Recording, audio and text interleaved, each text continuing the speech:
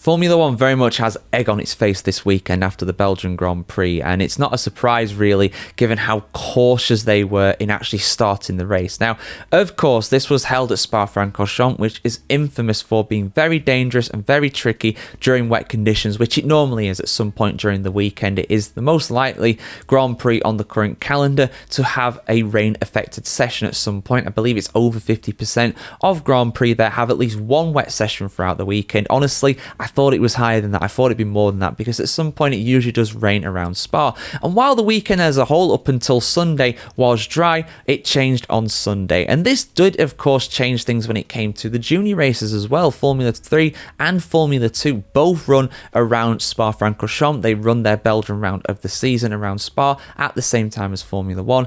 Their feature races that are both held on Sunday are held earlier in the day. They are held early in the morning for both of those, and they were very heavily rain affected, particularly Formula 3, which I think only ran about 2 or 3 laps before it being officially abandoned by Formula 3, and there was no points handed out as a result.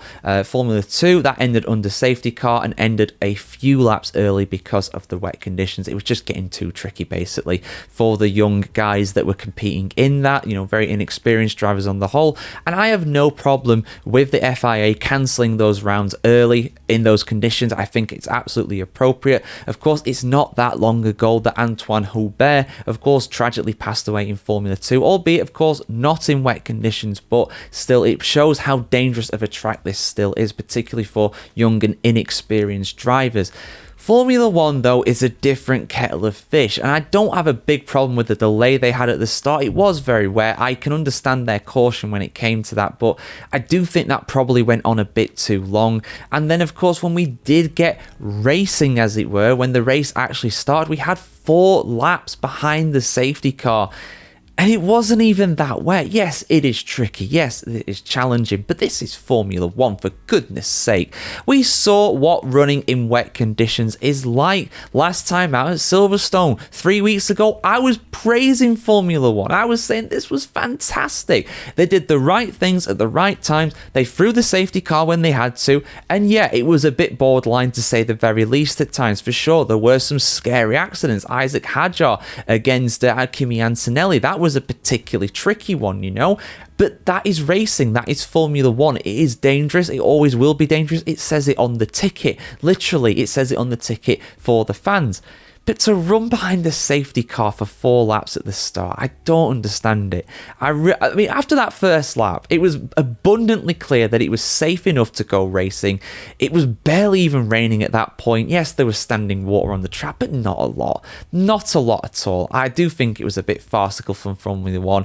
And again, I get it, there's a lot of spray. It's dangerous around Spa. I know. I'm not one of those people who think that in 2021 they should have run and just give it a go. It was clearly too wet on that Sunday. It was just plain dangerous. It shouldn't have even counted for points, in my humble opinion, because why did we even bother handing out points for that, even half points? No point, in my opinion, of doing that. And off the back of that, they've changed the rules since then, thankfully so we won't see a repeat of that. But yeah, I do think this is a bit pathetic from Formula 1. I really do. And Max Verstappen, of course, 3-time winner around Spa, 4-time Formula 1 champion, and generally regarded as not only being the best driver in the sport right now, but also the best driver in wet conditions as well. He's a real master at those conditions for sure. And, he wasn't in favour of it either. He was basically saying, what are we doing here? This is really ruining the spectacle. This is really not helping the image of Formula 1. And I have to say, I wholeheartedly agree with Max on this one. I really do.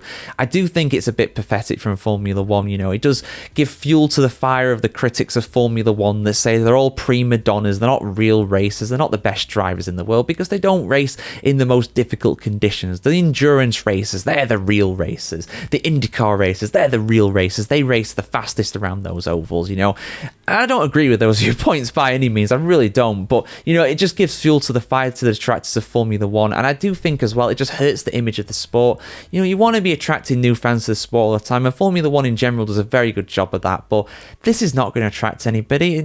Long-time fans are getting frustrated by it. People who are watching Formula 1 for the first time this weekend are probably thinking, what the hell is going on? This isn't racing, this is a parade no one can overtake. Why are they even bothering to go out on the track? And it's hard to disagree with those sentiments. And personally for me, I think it's a very bad look. They need to review what happened. I think they just need to let him go racing, you know. Like I said, with the young kids in Formula 2 and Formula 3, that's different. They are young kids. They are teenage boys for the most part, right? They are very young. They are inexperienced. You know, they are more vulnerable, for lack of a better term. They may do something that is a bit foolish as a result. Formula 1 drivers, for the most part, are very experienced racers. Even the rookies in the field, they've been racing in Formula racing and open wheel cockpit racing. You know, likes of Bortoleto, Hajar, Antonelli. They've been racing in open wheel races for 5 years or so probably at this point, if not longer. They are experienced drivers. They will know what they can do. They know the boundaries of what they are doing. They test and simulate relentlessly when it comes to this sort of stuff. So they'll be prepared. All of them would have been doing wet simulations of Spa-Francorchamps in the build-up to the Belgian Grand Prix in their simulators back at base, wherever they may be. Simple as that. They would have been prepared for this scenario. Of course, you can't simulate it perfectly. It's very difficult, but you have a general idea of what you can and can't do. Of course, they will have been fully briefed, for lack of a better term. So for me, really bad luck for Formula 1. On top of that as well, it was a pretty shocking race. It really, really was. I mean, I'm a diehard McLaren fan, as you guys know. You know, honestly, I almost fell asleep watching it. It was terrible. It really, really was. There was a bit of excitement later on because of, the potential for Lando Norris to catch Oscar Piastri. He got to like 3 seconds behind, locked up into last source. Game over. Bob's your uncle. He's in second place. That was the only point of real excitement. That and Hamilton making some moves. But if you want to check out more of my thoughts on the race, go check out my review. That's a terrible advertisement for it. I know. But I'm just being honest with you guys. I'm being real here. But am I being dramatic?